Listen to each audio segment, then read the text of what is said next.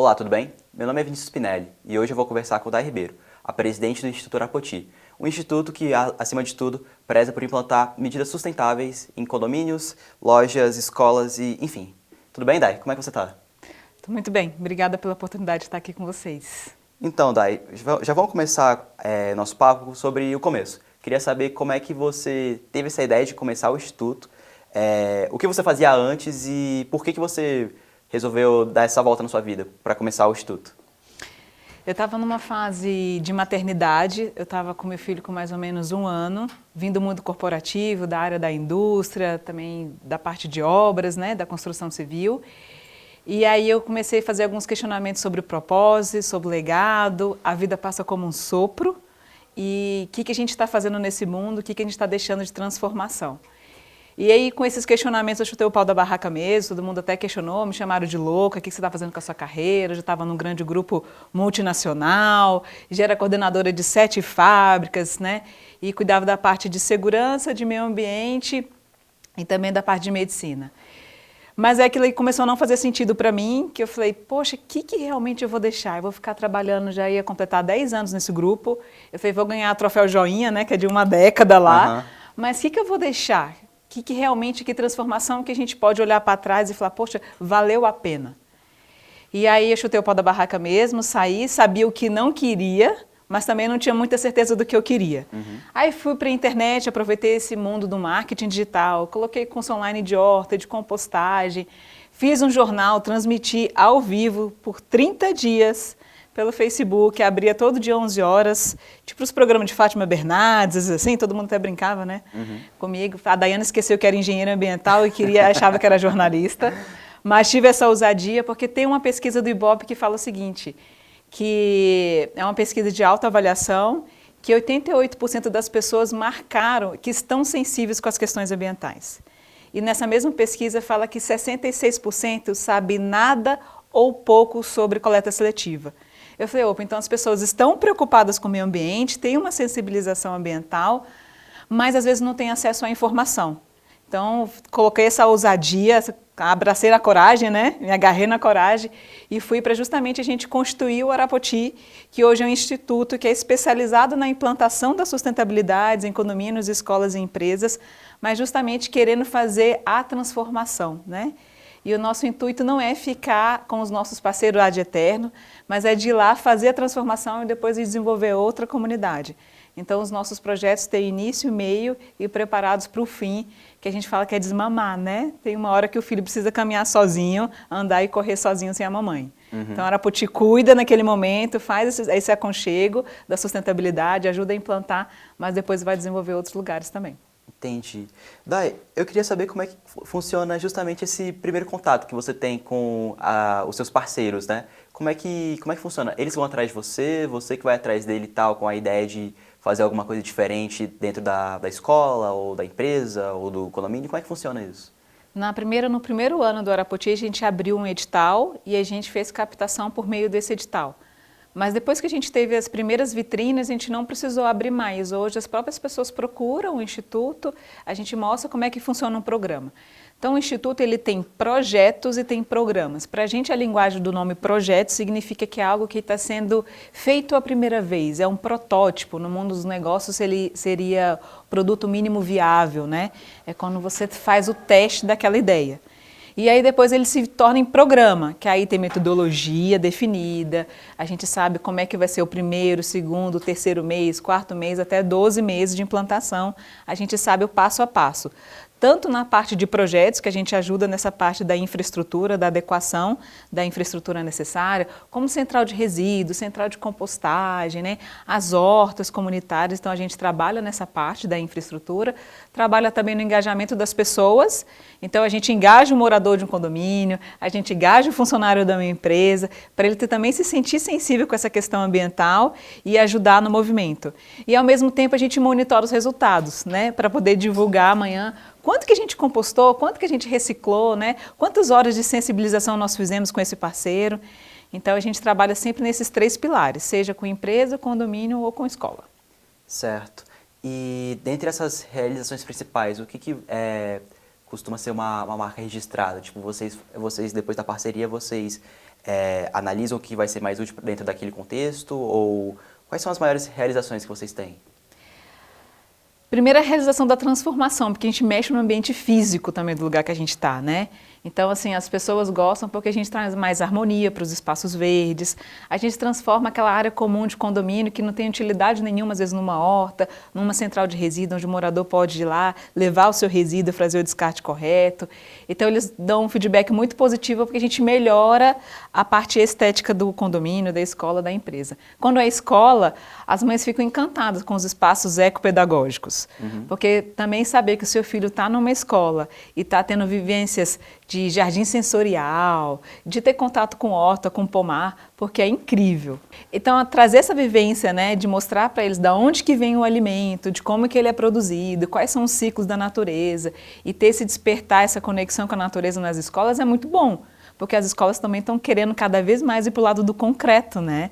A gente está mais... E o ser humano não dá conta de viver somente no concreto. A pandemia mostrou isso, que quando a gente fica enclausurado muito tempo, quando a gente tem essas vivências baseadas simplesmente muito no meio urbano, sem conexão com a natureza, sem trazer esse espaço também, a gente tem alguns sintomas de depressão, tem psicólogo falando de déficit de natureza, ou seja, a gente precisa ter contato com a natureza, senão o ser humano tem realmente uma dificuldade com essas doenças mentais mesmo. Isso é a doença do século. Dai, a gente já está se aproximando aqui do fim da nossa conversa. Eu queria conversar com você a respeito de um outro assunto muito importante que eu acho que vale muito a pena a gente tratar aqui, que é a respeito do Oscar da sustentabilidade. Você poderia comentar um pouco mais a respeito sobre o que é essa premiação? Esse é o nosso xodozinho. Então agora dezembro, 9 de dezembro já está marcado, é o prêmio do Instituto Arapoti, é o prêmio Arapoti, é o nosso Oscar mesmo da sustentabilidade, como você mencionou, que é justamente o reconhecimento dessas pessoas que estão fazendo acontecer, né? Então, na Arapoti tem 35 profissionais trabalhando com a gente, dentro dos condomínios, escolas, empresas, são mais de 20 mil pessoas que estão engajadas com a gente e elas merecem o reconhecimento. Eu falo que o reconhecimento não é nem para o Arapoti. O reconhecimento são para as pessoas guerreiras que toparam o desafio de fazer acontecer, que toparam o desafio de transformar, estão fazendo essa transformação, então eles merecem todo o reconhecimento. E vai ser um reconhecimento sim com tapete vermelho, com direito a troféu, cobertura da imprensa, com tudo que tem direito como um Oscar pede. No final também um coquetel, né, para a gente comemorar, né, e tirar bastante fotos e fazer entrevistas com as pessoas que estão ali, que são nossos guerreiros que fizeram acontecer ao longo do ano aí. Então é isso aí, pessoal. Marque na sua agenda, dia 9 de dezembro de 2022, o Oscar da Sustentabilidade. Não perca. Dai, eu queria saber de você, o que é a compostagem, afinal de contas, que você fala que as pessoas têm interesse em conhecer mais sobre métodos de sustentabilidade, mas eu imagino que não seja todo mundo que tem esse conhecimento sobre o que é a compostagem de fato. Você poderia explicar melhor para as pessoas o que é?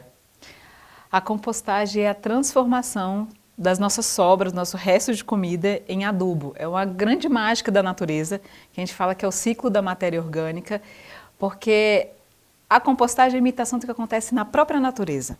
Lá na beira do rio, caem as frutinhas, né? Os animais ali, decompositores, fazem o processo de decomposição, depois fica aquela terra preta na beira do rio, né?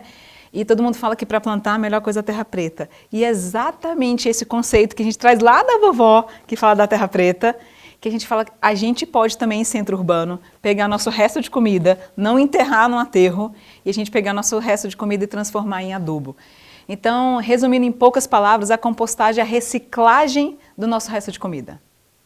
É a gente devolver para a natureza o que seria uma poluição, a gente devolve como uma adubação, trazer fertilização ao solo. E como é que a gente pode fazer uma compostagem caseira, por exemplo?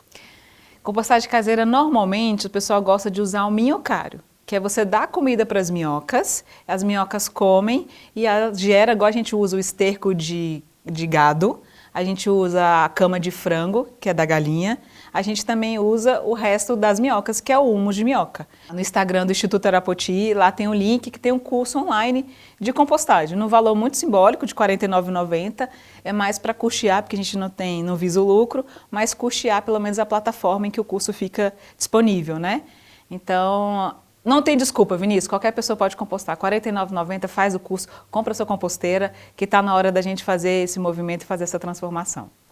Dai, eu gostaria de saber, do ponto de vista de escola e instituições de ensino no geral, como é que elas fazem para ter o seu apoio para implantar uma compostagem, por exemplo, ou então uma horta comunitária? A gente tem um programa Escola Sustentável, então é uma adesão a um programa que uma parte é custeada pela Orapoti, mas uma parte é custeada também pela escola, né? Então não é um programa 100% gratuito, mas é um programa muito viável em função da captação de recursos que a gente pode fazer. Então é só entrar em contato com a gente, tem a página no Instagram, né, Instituto Arapoti, tem um site também, institutoarapoti.com.br. A pessoa entra em contato com a gente apresenta como é que funciona o programa e a gente fecha o termo de parceria e começa já dentro da metodologia do passo a passo de como fazer acontecer. Dai, eu queria saber, quem são os responsáveis por fornecer o apoio financeiro para vocês? Porque vocês são uma ONG, são uma instituição sem fins lucrativos. Eu queria saber quem são as pessoas que apoiam financeiramente vocês. Então, por exemplo, no Prêmio Arapoti, a gente tem um apoio do Atacadão Dia a Dia, Ateliê Natural Gastronomia, a gente tem Pão Nosso, CMYK, que é uma gráfica. Então, são vários empresários que acreditam nessa mudança e nos apoiam. Vários mesmo, graças a Deus está tudo bem. E o apoio que eles oferecem, eles conseguem custear todas as despesas do Instituto? Conseguem custear as despesas do Instituto, sim. Lembrando que os nossos programas não são programas gratuitos, eles têm uma contrapartida do parceiro, né? Seja condomínio, seja escola, seja empresa. Então, também a gente coloca numa balança de forma que exista uma energia de troca. Dai, eu queria conversar com você a respeito de duas iniciativas específicas, né? Queria que você conversasse primeiro a respeito da Horta Comunitária do Guará, que é uma iniciativa que a gente já conversou na agência, tem texto inclusive no site. Eu queria conversar com você a respeito sobre como é que funciona a distribuição de cestas básicas lá. Lá a distribuição de cesta é nos dias dos encontros, né? Então a Horta Comunitária do Guará começou como? Primeiro que era um terreno baldio, que vinha mata até mais alto do que eu, assim, e acumulava lixo, as pessoas não cuidavam, era uma área pública mesmo, aberta. E aí a gente falou, uma área pública pode ser mais produtiva, né? E trazer alimentos orgânicos, alimentação saudável para essa comunidade. E a gente começou como Horta Comunitária do Guará, hoje a gente se encontra a cada 15 dias, é uma distribuição de cesta gratuita. A gente consegue no ano gerar entre 900 e 1.000 cestas de distribuição ao longo de um ano, então é uma produção bem ativa, assim.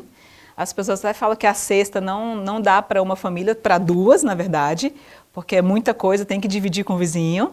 Então, a gente começou com essa proposta de a gente cultivar alimentos orgânicos no espaço público e trazer isso de forma gratuita, né? Então, lá a gente produz de tudo um pouco, tem mandioca, batata doce, estou lembrando agora o que tem lá hoje. Couve, alho poró, brócolis, couve-flor, as básicas, né, cebolinha, salsa, coentro. Então, tem de todo tipo de hortaliça, depende muito da estação do ano também. Mas pra gente, ele é muito especial porque se formou uma família como pessoas, então a gente se trata como família, a gente cuida um do outro como uma família e a gente tem acesso à alimentação saudável e toda a conexão com as pessoas que estão ali querendo também fazer o bem. E aí, em função disso, daquele grupo, surgiram outros grupos que se conectaram com a gente, então é muito também legal ver a conexão. Tem um grupo que chama Caridade Real, que distribuem cestas, marmitas mesmo, não é nem cesta, é marmita mesmo, na madrugada, e eles pegam alimentos da horta que a gente doa para eles para poder fazer essas marmitas, eles entregam na madrugada. Então, deixou de ser uma horta comunitária e foi nomeado pelo Jornal do Guará como Oásis da Sustentabilidade, porque ali se tornou um grande centro de referência nessa parte de ações sociais e ambientais também. Então, lá é um projeto muito legal e não tem burocracia nenhuma. Quem quiser participar é só chegar no dia dos encontros, que acontece quinzenalmente. A gente faz um encontro normalmente de 9 a meio-dia. A gente chega, planta, cuida, faz um lanche comunitário e depois divide a colheita. Então é legal também que a gente tem a sensação de literalmente ser um trabalho solidário e comunitário. E o mais legal é que essa é uma só das 30 hortas comunitárias que o Instituto Arapoti tem em parceria. Então tem um outro projeto muito legal também, que é um projeto que chama Espaço MEC da Sustentabilidade, que eles fizeram, foi uma grande sacada de negócio, de fazer do limão uma limonada, né? Que o pessoal fala, já tem esse jargão. Então, eles têm que cumprir uma legislação sobre separação e destinação de resíduos e eles aproveitaram para fazer desse espaço um espaço compartilhado com a comunidade escolar. Então, lá a gente recebe 2 vezes por mês escolas públicas para eles conhecerem como é que se separa o resíduo, qual a importância da separação, qual a destinação do resto de comida. Então, todo o resto de comida daquele restaurante vai para a compostagem, a composteira está lá, aberta, né? E é um espaço aberto, um espaço público e aberto, assim. É uma área privada, vamos relembrar aqui, é uma área privada que se tornou um espaço público, né? Eles que disponibilizaram, assim, a área privada deles para se tornar um espaço público. E aí lá a gente consegue fazer todo o ciclo da natureza com as crianças da escola. Então a gente começou abordando naquele conceito de começar pelo pensar global e agir local. Então a gente começou com a escola classe 106, Norte, então eles têm a visita, né, essa vivência, essa experiência 2 vezes por mês, e também com a escola Gisno, que são crianças especiais. Então a gente também fez desse projeto um projeto inclusivo, né? Então é um projeto muito bonito porque é uma horta comunitária no meio da W3 Norte. Em qual quadra esse McDonald's fica mesmo? Fica na 506/508 Norte. Dai, além desses 2 projetos maravilhosos que você tem junto ao Instituto, que outras iniciativas assim que você acha que merecem ser citadas aqui?